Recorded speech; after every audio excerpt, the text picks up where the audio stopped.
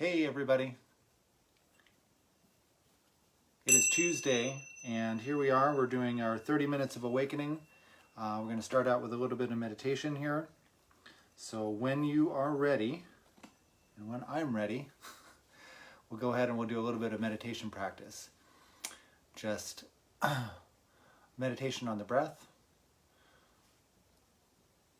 taking a few moments to just take a break out of our busy, hectic schedule. And just let our minds begin to settle down.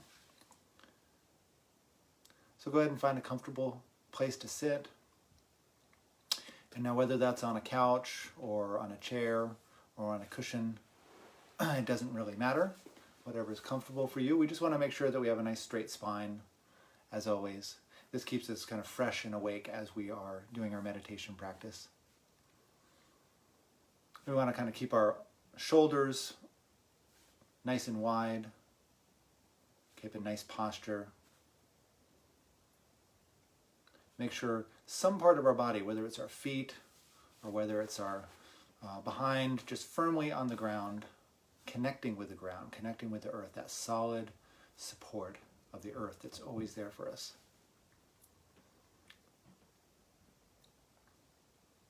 Now, in the meditation practice that we do here, you can close your eyes or you can keep your eyes open. It's up to you. Keeping your eyes open actually is really nice because it allows you to, it's not blocking out the world. It's not blocking everything out. It's not a meditation where you're shutting anything out. You're kind of open to everything that comes up. But if closing your eyes works for you, just go ahead and do that.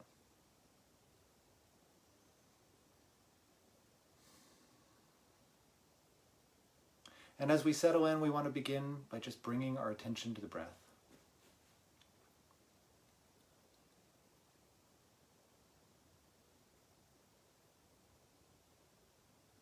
Just begin to notice the breath coming in through the nose and out through the mouth.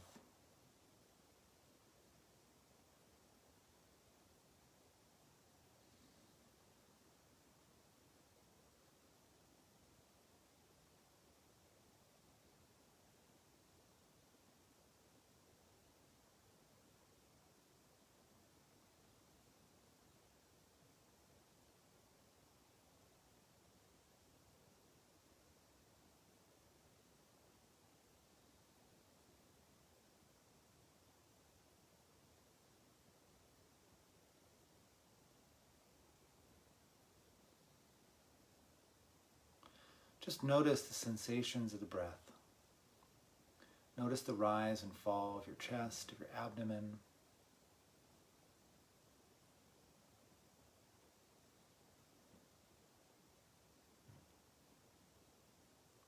Feel the air filling your lungs.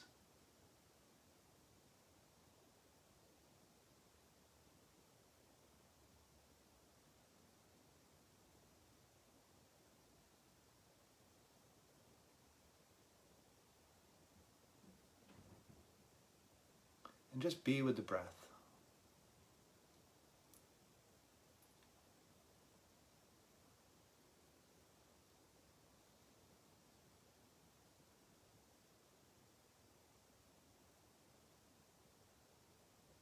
By bringing our awareness to the breath, we are automatically bringing ourselves into the present moment. As one of my teachers, Jetsuma Tenzin Palmo, says that you can't breathe in the past, you can't breathe in the future. You can only breathe in the present moment.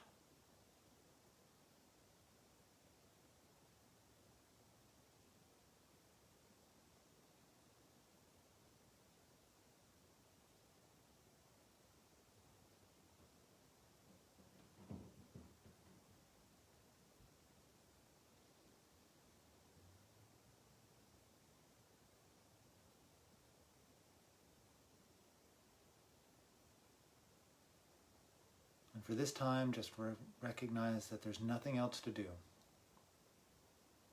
There's nowhere else to go.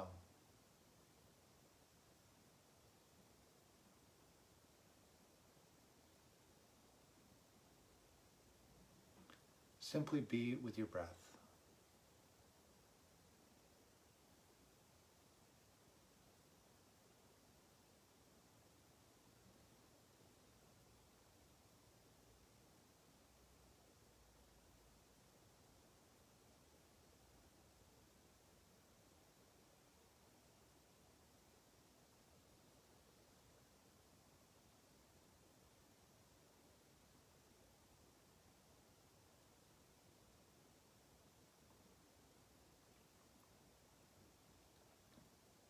Now we may only be able to do this for 1 or 2 or 3 or 4 breaths. And then naturally and kind of spontaneously, without us doing anything, a thought or emotion or some sort of experience or sensation will come up. And kind of pull our attention away from the breath. And that's perfectly okay. That's totally natural. It's a natural quality of the mind.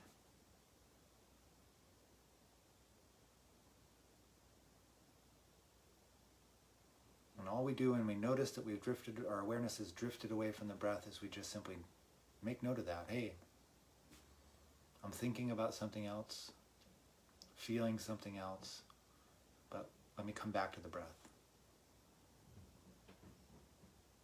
And just do it very gently, not with any sort of recrimination, not with any sort of, beating yourself up. Oh, I'm not doing it right. Man, I'm even a shitty meditator.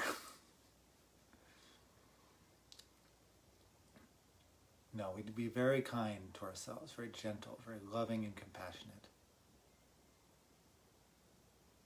This is our time to be loving and compassionate to ourselves.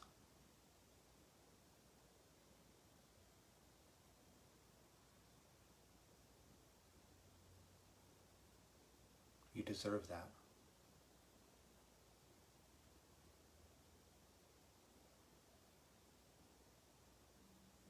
So just come back to the breath, time and time again.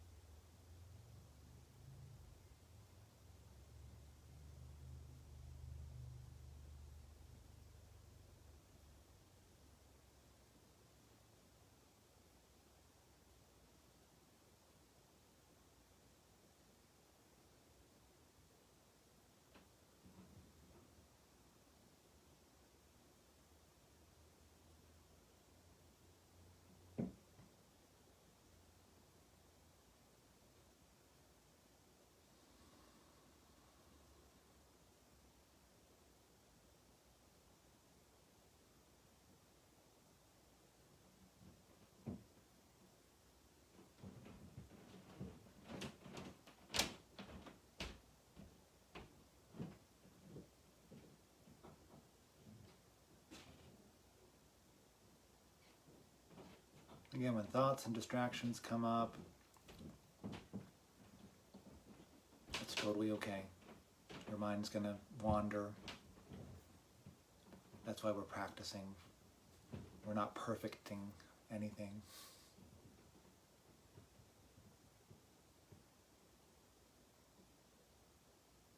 Simply come back to the breath.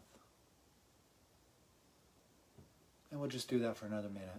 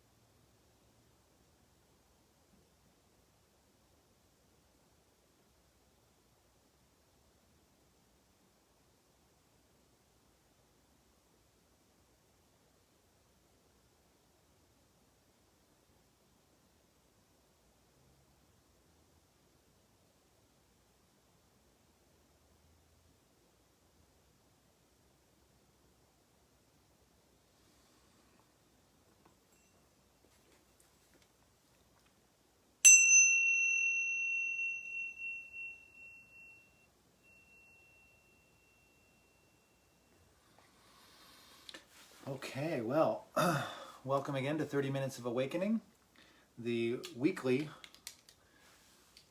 exciting new program on compassion, on Bodhicitta, the Mind of Awakening. 30 Minutes of Awakening, where we are discussing talking about meditating on, exploring. The Sanskrit term is called Bodhicitta. It's called the mind of awakening, the mind of enlightenment. And what that's all about, maybe not all about, because certainly it's a huge subject, and but an introduction at least to it. And we're doing that right now via a practice called the Four Immeasurables, the Four Immeasurable Emotions. And it's 4 verses, 4 succinct verses that we use as a sort of a support for our meditation and cultivating an attitude of love, compassion, joy, and equanimity towards all beings. And it's a really, really powerful practice that allows us to really examine very, very, very finely what our actual situation is and how we are not what we think we are.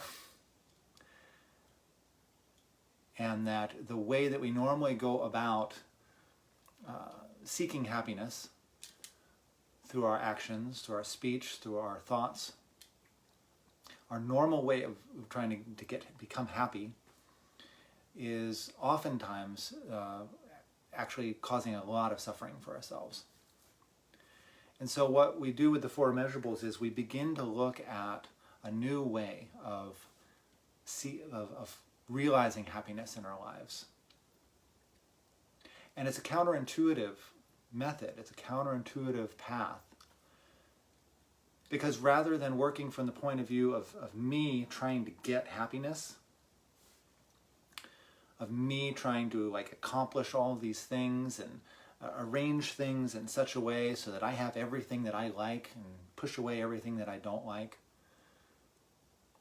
And it doesn't have to be superficial. It can be, family. It can be, a fulfilling career. It can be, all these wonderful things that life has to offer. And those aren't bad. But the thing is that what we're trying to do is we're trying to pile all these things up and hold on to them and arrange them in such a way where it's like Goldilocks in the exact, in the just right bed, got the just right porridge, got the just right, I forget what it was, something else, and then the just right bed. But we all know what happened to Goldilocks. She got everything just right, and then didn't work out so well for her. And that's a good metaphor for what our situation is. So we're always trying to, like I say, we're trying to get things to be just right. Get that perfect relationship, the good job with a good salary, go on those great vacations. I'm talking pre-COVID here, by the way, and I don't know exactly when that's going to be all over, but it's still, this is still going to be our attitude, right? Our normal way of doing things. Even now, in these times that we're living in, that are so different, we're still operating along the same lines, right? We want more of what we want, what we like, and less of what we don't like for ourselves. And what we do with the Four Immeasurables is we start to examine whether or not that's working. We check up and see, is this really working for me? And is there another way? Is there another way to actually have real and lasting happiness? And so that's what we do as we go through this prayer. So it's the Four Immeasurables. The lines are, may all sentient beings have happiness and the causes of happiness. May all sentient beings be free from suffering and the causes of suffering. May all sentient beings not be separated from joy, from sorrowless bliss is what they say. And then finally, may all sentient beings abide or rest in equanimity, free of bias, attachment, and anger. So if we'll notice right away that there's nothing in this in this prayer or in these 4 verses that says, may I have, or may this be for me. It's all about turning outward, and it's all about wishing just the best for everyone. Wishing the best for everybody else.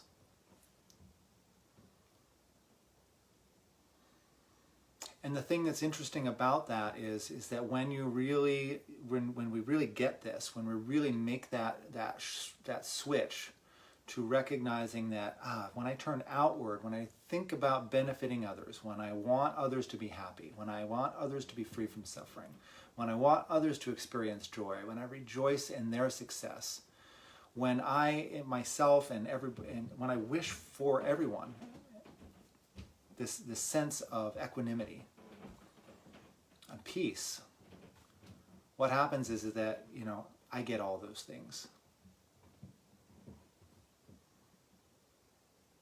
But we don't set out just looking out for number one.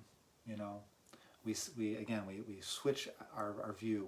We turn outwards, looking to others. How can we be of benefit to others? And not just any others, not just the others who are, nice to us, not just to the others who we like the best, not just to the others who we pick for our kickball lineup. Or our marketing team, whatever, same thing. We include everybody in that. Because at the beginning of each line it says, may all sentient beings have this thing, be free from this, have this, be this way. All sentient beings. And we started the past couple of weeks talking about that, so we've already kind of dove into what that means, all sentient beings. So what I'd like to do today is we're going to start working on actually diving into the prayer, into the verses. And in the tradition that I practice in and have studied in, we actually flip things around a little bit. We don't start with the first line first, which, by the way, I'm going to put all these in the description, and so you can copy them down later. I'll put a link to where you can get some more information on the Four Immeasurables. But what we do is we flip things around. So the first line normally is read, may all sentient beings have happiness and the causes of happiness. But we're actually going to start with the last line first, immeasurable equanimity. May all sentient beings abide in equanimity, free of bias, attachment, and anger. And we're going to kind of dive into that. So again, we're starting with this pretty advanced concept, may all sentient beings. And we can say that very easily. It just rolls off the tongue, may all sentient beings. But as we've explored, that's a pretty big deal. It's not just words. We generate this feeling that, may all sentient beings. And we spend some time thinking about what all sentient beings means. And it means all sentient beings. It means all human beings. It means all animals, all insects, all birds, all anywhere in the universe where there are sentient beings with a mind, beings that have some kind of self-awareness. Maybe not self-reflection, maybe not language, maybe not, civilization, all that sort of stuff, but self-awareness, where they're able to perceive as an idea that I'm here, and you're there, and I want this, and I don't want that, the survival instinct. That kind of self-awareness. And so we start with that, and then we work with, first we start training ourselves in equanimity. Because the other three, which is cultivating immeasurable love, compassion, and sympathetic joy, it's harder to do when you don't have a sense of equanimity yourself, when you haven't sort of trained your view to recognize that actually everybody wants what I want. Everybody wants what you want. Just the way you want it. They want happiness, and they want to live. They want comfort. They want to feel safe. They don't want to be threatened. They want a nice president.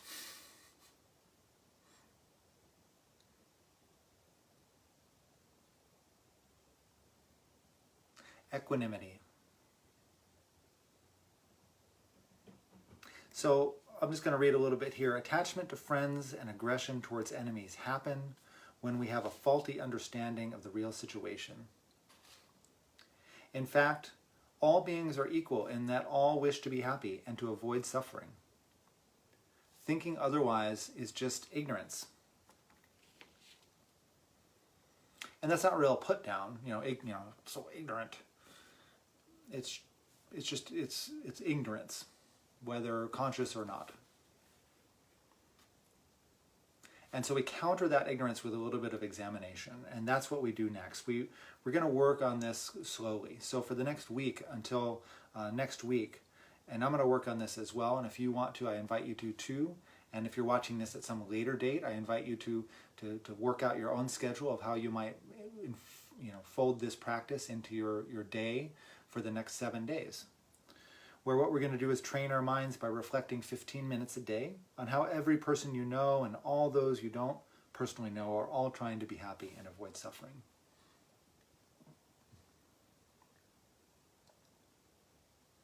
And we're going to do that a little bit right now. We're going to do that a little bit right now, and we'll do that together. Because it's a really wonderful, hi Linda. It's a really wonderful practice. It's a wonderful way to lessen the grip of our sort of self-centeredness. When we're totally self-centered, when we're totally just kind of folded in on ourselves and just thinking about us, we kind of start living like this, and it's not very comfortable. But when we kind of turn out and can recognize that there are others out there, then they're just like us, and start opening our hearts to that fact, then we can start to open up a little bit. So let's go ahead and do that for a few minutes. And we'll do a little meditation on how everyone that we know and all the people we don't know, they want happiness and they want to avoid suffering. And we want to check that. We want to see, is that true? So we can get in a nice meditation posture again, just very relaxed, but straight. And just focus on the breath for a moment or two. Setting the intention that may this meditation we're about to do, may it be a benefit to ourselves and to all beings.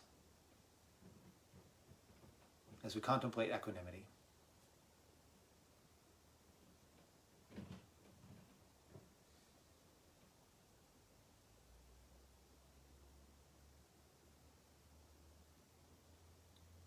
And so we begin by posing a question to ourselves. Is it true that all beings are just like me and that they want happiness and they wish to avoid suffering? And we start close. We start with those closest to us. Start with our partners, our spouses, our children, our roommates,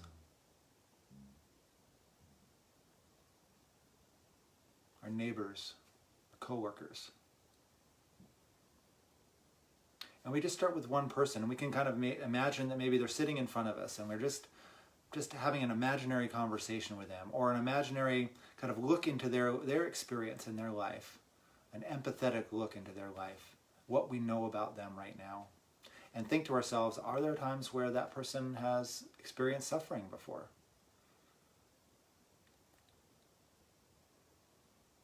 Times when they've been sick, times where they've been sad or scared, lonely. Times when they've experienced grief.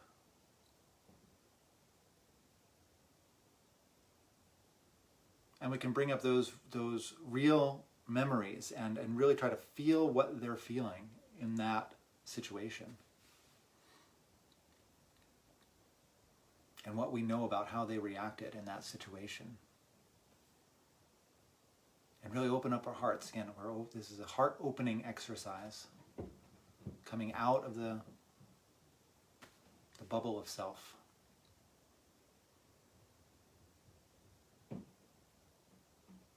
And so we really try to get a sense of the fact that they do suffer. They have experienced suffering. And And we could talk about little sufferings too, you know, the little sufferings of every day, the aches and pains, feeling hungry, being cold,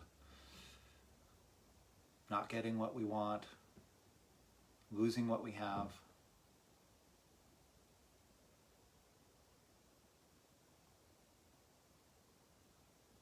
And we're holding our attention on this. This is a form of meditation. It's called analytical meditation, where we examine and we explore as one-pointedly as possible, without going off on tangents, really getting into this one idea.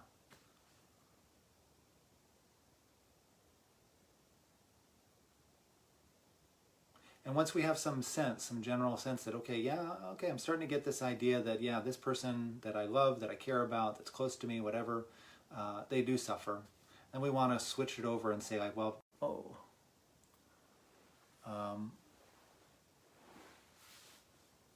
sorry, got lost there. So once we've established that they suffer, we want to come back and just kind of switch over and check up and see, like, do they also experience happiness on the flip side of that? And again, bring to mind memories, you know, things that you know about this person. You know, have they ever experienced happiness before? Have you ever seen them happy? Have they ever been happy because they, you know, I don't know, won a $50 scratcher lottery ticket or got that promotion that they wanted? Or happy because somebody gave them a wonderful birthday gift?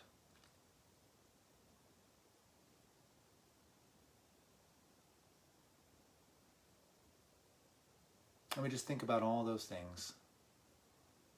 Examining, remembering, using our experience, our actual experience, to check up and see, is this correct? Is this right?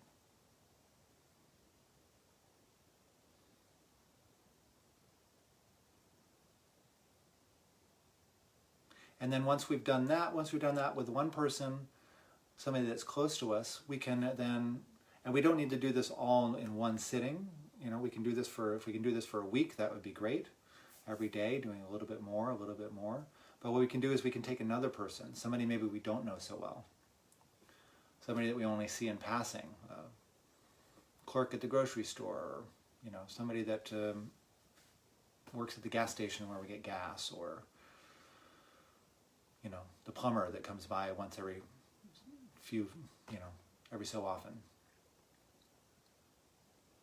A neighbor across the street that we never talk to except wave, you know, maybe.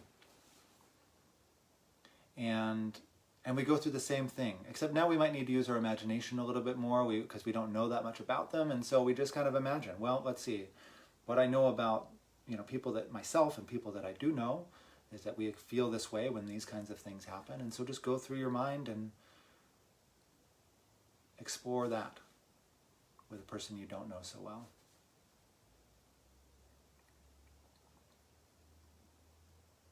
How are they trying to be happy? How are they trying to avoid suffering? Think of all the ways that that's possible. And then you can widen the circle a little bit more, and if you're really adventurous, you can go towards now examining that for other people that maybe you don't like, or who annoy you, or you have difficulty with.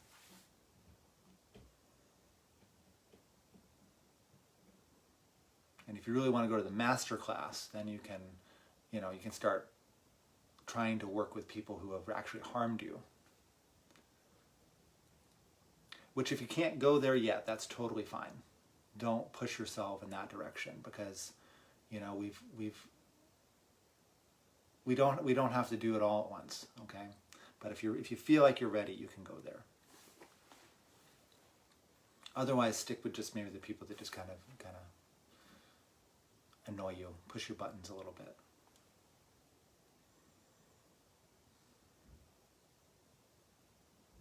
And so we spend some time with this every day. So maybe the first day you can do with people that you like, people that you're close to. The second day you can do 15 minutes meditating on people you don't know so well. And then the third day you can do meditate on people who push your buttons a little bit, get under your skin.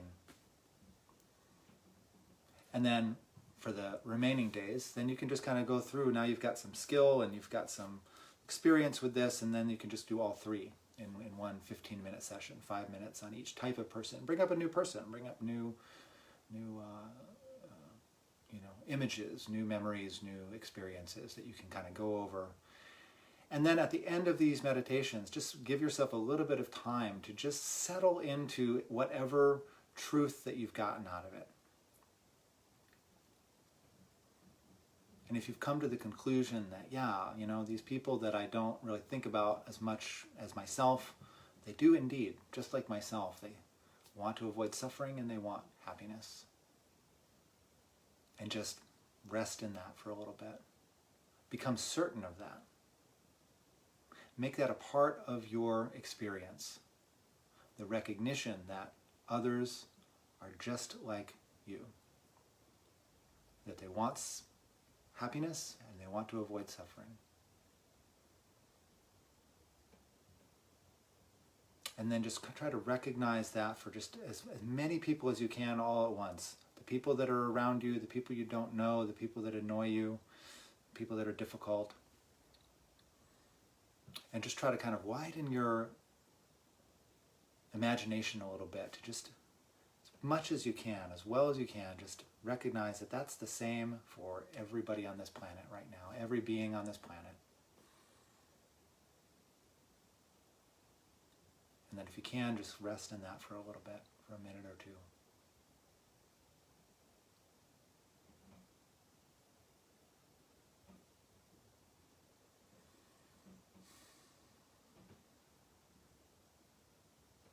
And we can end with reciting the line again. May all sentient beings abide in equanimity, free of bias, attachment, and anger. May all sentient beings abide in equanimity, free of bias, attachment, and anger.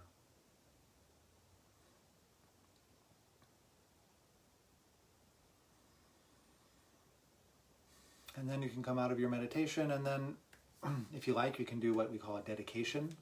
Dedicating the positive energy, the merit of this practice that we've done, dedicate it to come to fruition. May it lead to the enlightenment of all beings, let's say. So whenever we do good things, we want to point the energy of that, because there's going to be results. There's going to be results from all of our actions that we do, right? Good or bad.